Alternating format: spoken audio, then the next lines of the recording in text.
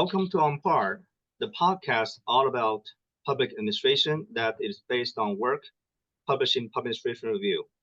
I am Hongtao Yi, editor of the journal, with editors-in-chief Joost Roskouders and Catherine Willoughby. Together with our management analyst Preston Phillips, through the journal, this podcast, and other affiliated outlets, we hope to bring you the latest information about emerging developments in governments around the world, advance theoretical and conceptual knowledge about governance and government, connect and inform the practitioner and academic communities globally. Today, our guest is Ulrik Roe, postdoc in the Development of Digitization of the Copenhagen Business School in Frederiksberg, Denmark. Ulrik has parlayed his significant managerial experience in Danish, local, and national digital government into scholarship, joining the academia in 2018. In his research published in the 6th issue of PAR this year, he examines the tensions between the values of public administration and the benefits and challenges of automated administrative decision-making, or AADM. Ulrik, could you please take a moment to introduce yourself? Yeah, thank you, and thank you for having me here. Well, as you said, I'm kind of a latecomer to academia. I have worked like 15-20 years as a manager, primarily in Danish public administration. Primarily worked with digitalization of the public sector. And as you might know, Denmark is, well, at least when you ask the United Nations institutions like that, Denmark is kind of a global leader in terms of digital government. I think that's important to remember. It doesn't mean Denmark is doing things particularly well, but is doing a lot. So to that extent, I have a lot of practical experience as well. And at some point I thought, well, it would be really nice to have time to have a chance to consider those issues in more like in depth. And then life gave me the chance to enter academia, and here I am. Wonderful. Now to begin, Ulrik, explain to us how AADM redefines traditional values like accountability, efficiency, and transparency in public administration. I think the question basically is whether it, like automated administrative decision making and also other types of digital technology within public administration, is it really redefining the values we know, or is it more challenging, to some extent undermining, but also in some instances supporting the values we know? I think the values more roughly stays the same. That's the picture for now. It doesn't mean that in the future it might be conceivable that the technological development will influence our understandings of values. For example, I think we might see that we in the future prioritize convenience, speed over, let's say, correctness or carefulness. You can imagine a situation where we, as kind of as society, in a really broad understanding, we emphasize that if we speak about administrative decision making, we emphasize that citizens get a fast answer, and then we basically accept, well, it might not be, all the decisions we make here might not be correct, and that of course puts some demands on how we do it organizationally and managerially. And I think we'll probably return to that. But I think for now the values they more or less stay the same. But the question is, how can we use digital technology to support the values rather than undermine them? Wonderful. Your article discusses trade-off and and limits such as reduced equity due to constrained administrative discretion. How should governments navigate these trade-offs without compromising essential governance values? One of the major, I think, findings of our review, and we reviewed literature basically since the year 2000, research literature since the year 2000, I think, is the number of values affected by use of automated administrative decision making. We're not only speaking, let's say, efficiency on the in the positive end, and for example equity in the negative end, but we identify a rather large number of values, and I think public administrative bodies, they should basically consider what values are the most important, or what are the most dominant in a given policy area. I mean, there's a difference between if you are a public administrative agency, I don't know, regulating some traffic, whatever issues, and then like running a welfare agency targeting vulnerable kids. I mean, that's just two different ball games. And even though we have some kind of good governance provides us with a, you could say, a common basis of values, how the importance of those different values really differentiate according to policy field. But when we get down to reduced equity, I think I'm really, and we might also return to that, but I'm kind of skeptical towards technical fixes, because I think technology will not solve. If we look back in history, technology has not solved all mankind's problems, and most likely it will not in the future. It's going to be the combination of technology and mankind. So I think if we speak about reduced equity, then it's a question of also installing suitable management and leadership capabilities. There's something about basically continuously monitoring and also having a conversation about both inside the public administrative agency, but also with like the larger constituency, about the kind of the trade-off between equity and to some extent equality, but also speed. And again, depending on policy area, in some policy areas, we really don't want a lot of at least exercise of discretion. There we want, roughly exactly the same steps in the decision-making process. And in more complex policy areas, the exercise of discretion and also the emphasis of equity is much more important. Thank you. Given the challenges of algorithmic opacity in decision-making, how can systems ensure accountability, especially in cases of erroneous or harmful decisions? To me, and also when I've read a lot of literature here in this area, and to me, the question of accountability and preserving some kind of accountability, or strengthening accountability, is probably one of the most difficult in the kind of the intersection between good governance and use of automated administrative decision making.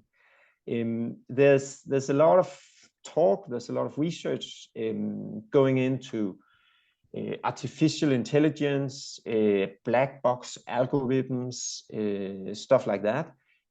But in the literature we have reviewed, opacity also grows from large, complex interconnected governmental IT systems and databases. So it doesn't necessarily have to do with AI. It's just because IT becomes more and more complicated. It also becomes more and more smart. And then also opacity also has to do with commercial issues if government uses like commercial IT vendors. And well, I mean, what to do? Surely some things can be done technically. There's research on so-called explainable AI, and that might take us like part of the distance, so to say. But again, I think progress will also have to take non-technical forms. So I see basically necessary changes in the organization, in the management of public administration, but probably also in terms of legislation. Maybe the accountability standards we have in at least many Western countries, they will have to change to consider the technical challenges.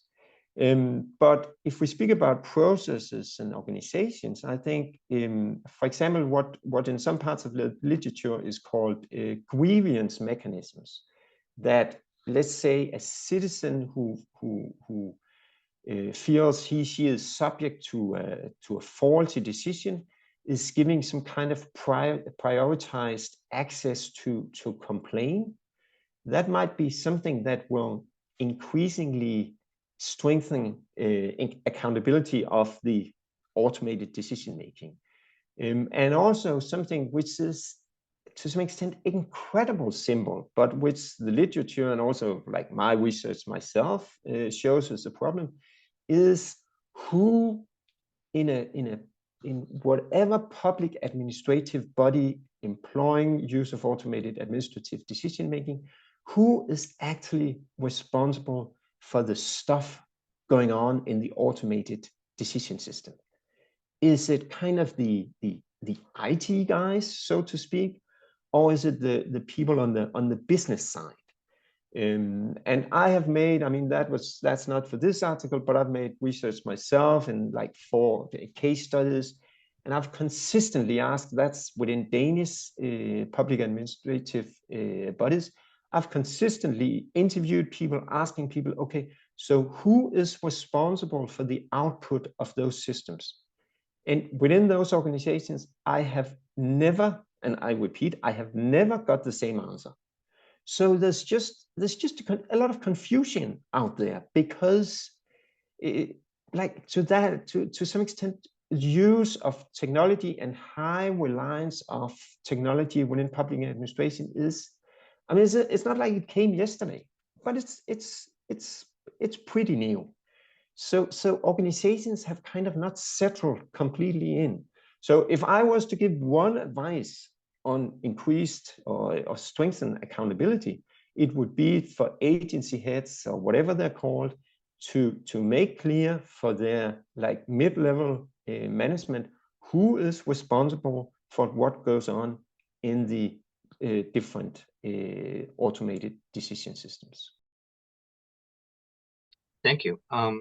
Our next question is, how does reliance on high volume and sensitive data for AADM balance the trade-off between administrative efficiency and citizens' right to privacy? Yeah, I think now I came from this, we just discussed accountability, and I said, I think accountability is really one of the biggest, I mean, that's really one of the most difficult.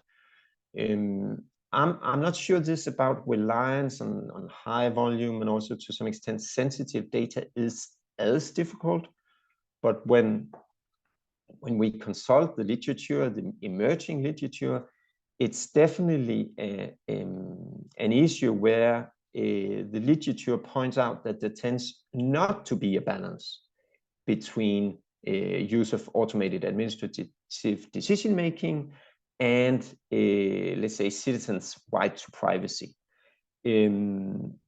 we categorize 16 articles like kind of belonging to this group, and of those, like the clear majority, they report that use of automated administrative decision making that entails access and use of larger volumes of rather sensitive citizen data compared to, let's call it, paper-based administration.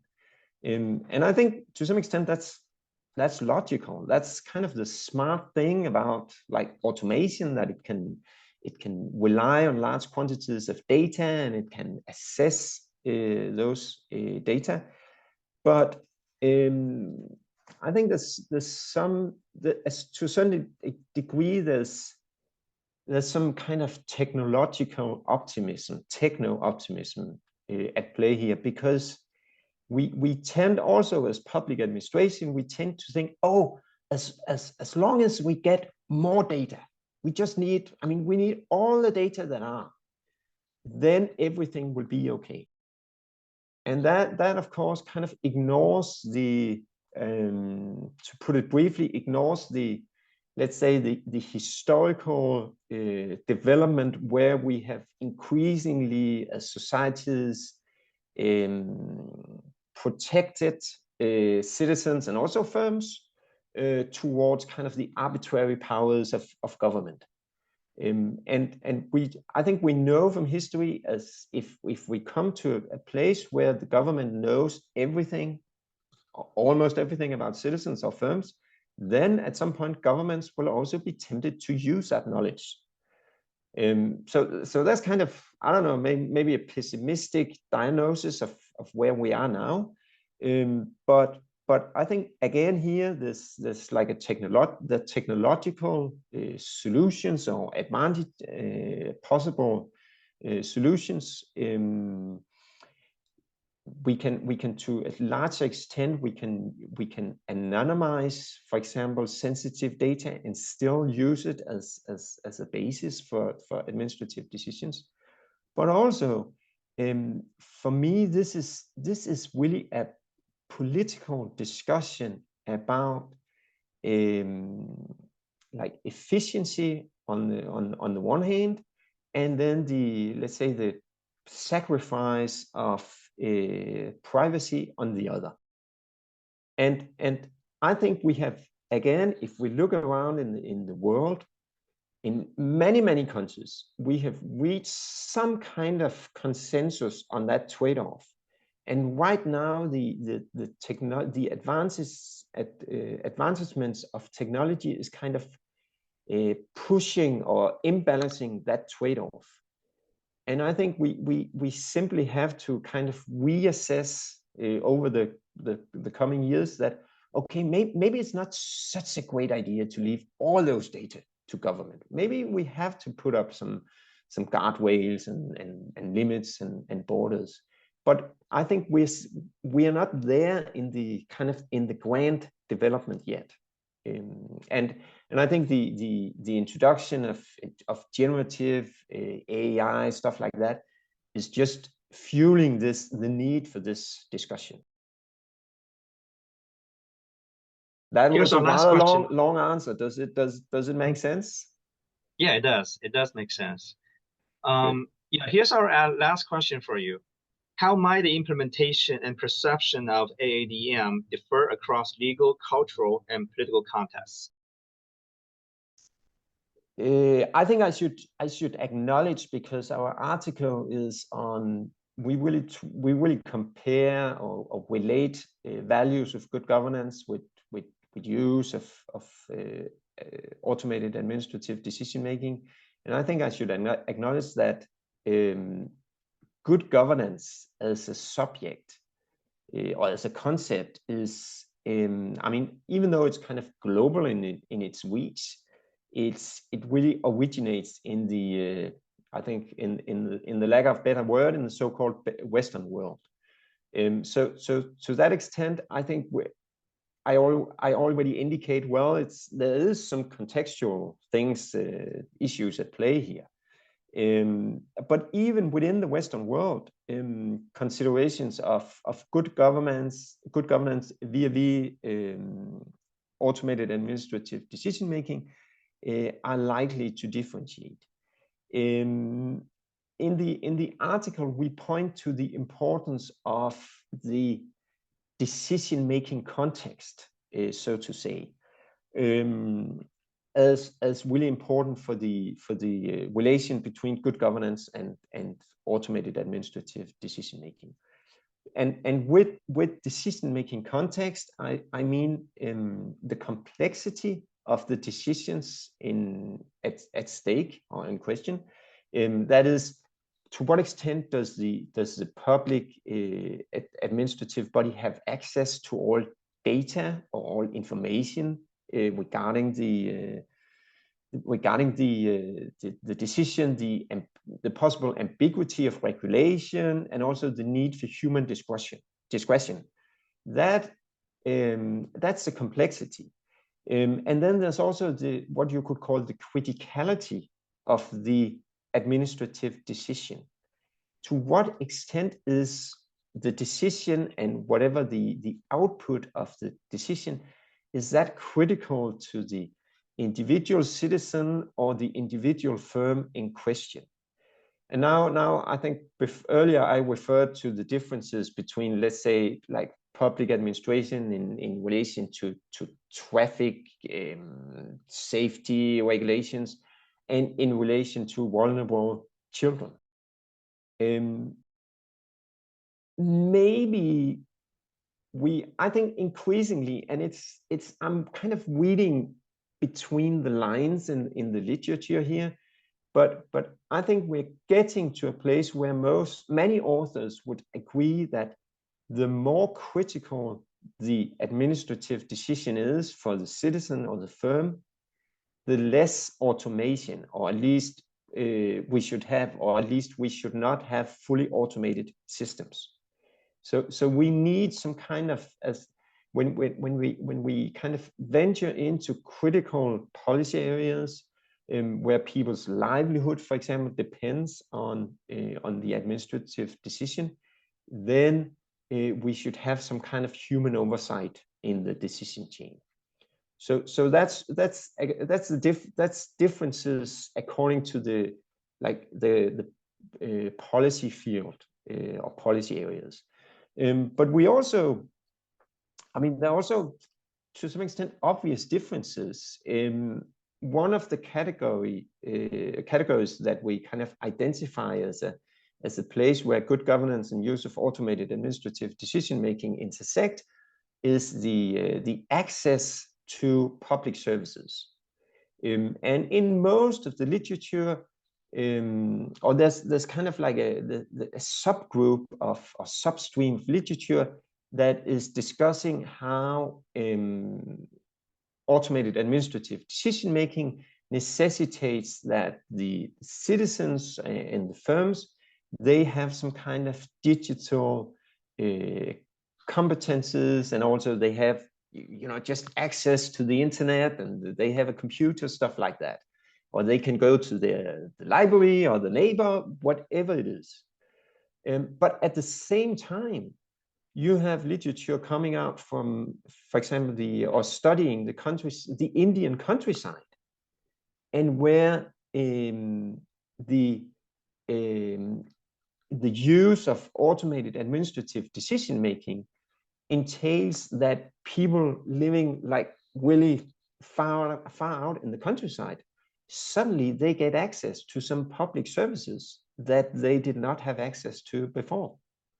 So just basically where people live and what kind of geography they are kind of subject to also influences the relations between good governance and use of automated administrative decision making.